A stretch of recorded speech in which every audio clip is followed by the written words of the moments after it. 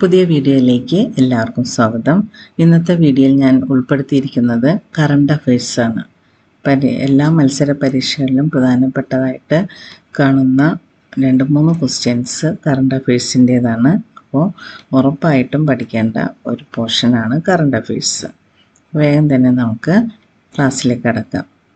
കോഴിക്കോട് ജില്ലയുടെ പുഷ്പമായി തിരഞ്ഞെടുക്കപ്പെട്ടത് അതിരാണി. ജില്ലയുടെ പക്ഷിയായി മേനി പൊന്മാനും, മൃഗമായി ഈനാമ്പേച്ചിയും, ശലഭമായി മലബാർ റോസും, വൃക്ഷമായി ഈയകവും തിരഞ്ഞെടുക്കപ്പെട്ടു. അപ്പോൾ എന്തൊക്കെയാണ്? പുഷ്പമായി അതിരാണി, പക്ഷിയായി മേനി പൊന്മാൻ, മൃഗമായിട്ട് ഈനാമ്പേച്ചി, ശലഭമായിട്ട് മലബാർ റോസ്, വൃക്ഷമായിട്ട് ഈയകവും തിരഞ്ഞെടുക്കപ്പെട്ടു. ഏതിൻ്റെയാണ്? കോഴിക്കോട് ജില്ലയുടെ. പൈതൃക വൃക്ഷം ഈന്ത്. ജലജീവി, നീർനായ, മത്സ്യം, പാതാള പൂന്താരകൻ.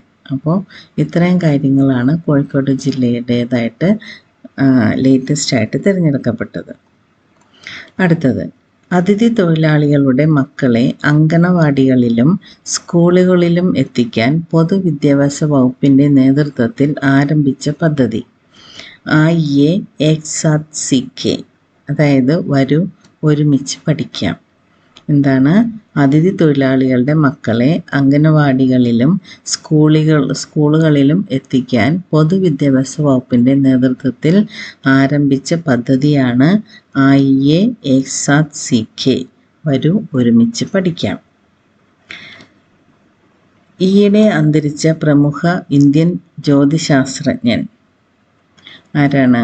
Doctor Jayant Vishnu Narlikar. Doctor Jayant Vishnu Narlikar. Sir Fred ഹോയിലിയുമായി ചേർന്ന് അവതരിപ്പിച്ച ഹോയിലി-നാർലിക്കർ ഗുരുത്വാകർഷണ സിദ്ധാന്തം ബിഗ് ബാങ് സിദ്ധാന്തത്തിന് ബദൽ മാതൃക നൽകി. അടുത്തത്, 2010 ശേഷം ഇക്കുറി ആദ്യമായി നടത്തിയ വാർഡ് വിഭജനത്തിലൂടെ കേരളത്തിൽ പുതുതായി എത്ര വാർഡുകൾ കൂടി? 1375 വാർഡുകൾ കൂടി.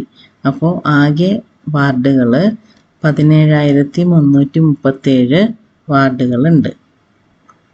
അടുത്തത്, ന്യൂക്ലിയർ പവർ കോർപ്പറേഷൻ ഓഫ് ഇന്ത്യയുടെ പ്രഥമ ചെയർമാനായിരുന്ന ഈയിടെ അന്തരിച്ച പ്രമുഖ ഇന്ത്യൻ ആണവോർജ ശാസ്ത്രജ്ഞൻ ആരാണ്?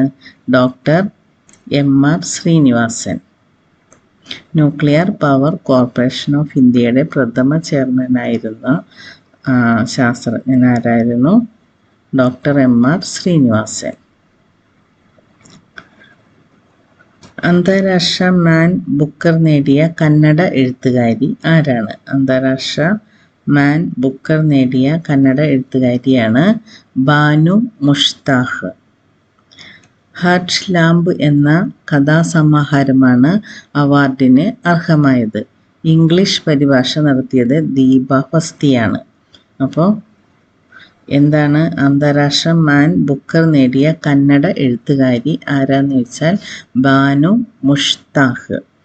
ഏത് സമാഹാരത്തിനാണ്? ഹാർട്ട് ലാമ്പ് എന്ന കഥാസമാഹാരത്തിനാണ്. ഇതിൻ്റെ ഇംഗ്ലീഷ് പരിഭാഷ തയ്യാറാക്കിയത് ദീപ ഫസ്തി. അടുത്തത്, ഗൂഗിൾ അവതരിപ്പിച്ച ത്രിമാന വീഡിയോ കോൺഫറൻസിംഗ് സംവിധാനം, അതിൻ്റെ പേരാണ് ബീം. എന്താണ്?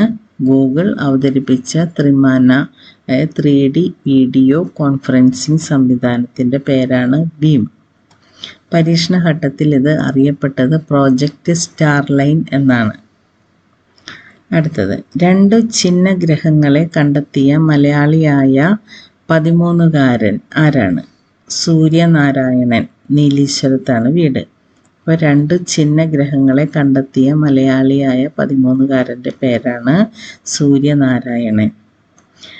2023 VB20, 2023 WC48 എന്നിവയാണ് താൽക്കാലികമായിട്ട് പേര് നൽകിയിരിക്കുന്നത്. എന്തൊക്കെയാണ്? ഈ 2 ഛിന്നഗ്രഹങ്ങളുടെയും പേരുകളാണ് 2023 VB20, 2023 WC48 എന്നാണ് താൽക്കാലികമായിട്ട് പേരിട്ടിരിക്കുന്നത്. അടുത്തത് അമൃത് ഭാരത് പദ്ധതിയിൽ ഉൾപ്പെടുത്തി രാജ്യത്ത് നവീകരിച്ച 103 റെയിൽവേ സ്റ്റേഷനുകളിൽ കേരളത്തിൽ നിന്ന് ഉൾപ്പെട്ടത്. എന്താണ്? അമൃത് ഭാരത് പദ്ധതിയിൽ ഉൾപ്പെടുത്തി രാജ്യത്ത് നവീകരിച്ച 103 റെയിൽവേ സ്റ്റേഷനുകളിൽ കേരളത്തിൽ നിന്ന് ഉൾപ്പെട്ടത് ഏതൊക്കെയാണ്? വടകര, ചിറയൻകീഴ്, പുതുച്ചേരിയിൽ നിന്ന് മാഹിയും. എന്തൊക്കെയാണ്? വടകര, ചിറയൻകീഴ്, പുതുച്ചേരിയിൽ നിന്നുള്ള മാഹിയും ഉൾപ്പെട്ടു. അടുത്തത് പൗരാണിക കാലത്ത് സമുദ്ര വ്യാപാരത്തിന് ഉപയോഗിച്ചിരുന്ന കപ്പലിൻ്റെ മാതൃകയിൽ നാവികസേന നിർമ്മിച്ച കപ്പൽ INS കൗണ്ഡിന്യ. പൗരാണിക കാലത്ത് സമുദ്ര വ്യാപാരത്തിന് ഉപയോഗിച്ചിരുന്ന കപ്പലിൻ്റെ മാതൃകയിൽ നാവികസേന നിർമ്മിച്ച കപ്പലിൻ്റെ പേരാണ് INS കൗണ്ഡിന്യ. അടുത്തത് എവറസ്റ്റ് കീഴടക്കിയ ഇന്ത്യയിലെ കാഴ്ച പരിമിതിയുള്ള ആദ്യ സ്ത്രീയാണ് ചോൻസിൻ ആഗ്മോ. ലോകത്ത് 5ാം സ്ഥാനമാണ്. എവറസ്റ്റ് കീഴടക്കിയ ഇന്ത്യയിലെ കാഴ്ച പരിമിതിയുള്ള ആദ്യത്തെ സ്ത്രീയാണ് ചോൻസിൻ ആഗ്മോ. അടുത്തത് ബ്രിട്ടനിലെ 170 വർഷം പഴക്കമുള്ള ദ ടെലിഗ്രാഫ് ദിനപത്രത്തെ വാങ്ങുന്നത് US നിക്ഷേപക കമ്പനിയായ റെഡ്ബേർഡ് ക്യാപിറ്റൽ പാർട്ട്നേഴ്സാണ്. ബ്രിട്ടനിലെ 170 വർഷം പഴക്കമുള്ള ദ ടെലിഗ്രാഫ് ദിനപത്രത്തെ വാങ്ങുന്നത് ആരാണ്? US നിക്ഷേപക കമ്പനിയായ റെഡ്ബേർഡ് ക്യാപിറ്റൽ പാർട്ട്നേഴ്സ്. അടുത്തത് കൊച്ചി തീരത്ത് അടുത്തിടെ, അതായത് ഇപ്പോൾ ലേറ്റസ്റ്റ് ആയിട്ട് അറബിക്കടലിൽ മുങ്ങിയ ചരക്കു കപ്പലിൻ്റെ പേരെന്താണ്? MSC Elsa 3. MSC Elsa 3. അടുത്തത് ഇന്ത്യൻ ടെസ്റ്റ് ക്രിക്കറ്റ് ടീമിൻ്റെ പുതിയ captain Shubman Gill. Indian cricket ടീമിൻ്റെ പുതിയ ക്യാപ്റ്റൻ്റെ പേരാണ് ശുഭ്മാൻ ഗിൽ. ടെസ്റ്റിൽ നിന്ന് വിരമിച്ച രോഹിത് ശർമ്മയുടെ പിൻഗാമിയാണ് ശുഭ്മാൻ ഗിൽ ക്യാപ്റ്റൻ സ്ഥാനത്ത് എത്തുന്നത്. അപ്പോൾ ഈ ക്യാപ്റ്റൻ സ്ഥാനത്ത് എത്തുന്നത് ആരുടെ പിൻഗാമിയായിട്ടാണ്? രോഹിത് ശർമ്മയുടെ പിൻഗാമിയായിട്ടാണ്. അടുത്തത് ലാസ്റ്റ് ക്വസ്റ്റ്യനും കൂടിയാണ്. ഈയിടെ പുരുഷ ടെന്നീസിൽ 100 കിരീടങ്ങൾ നേടിയ താരം നൊവാക് ജോക്കോവിച്ച്.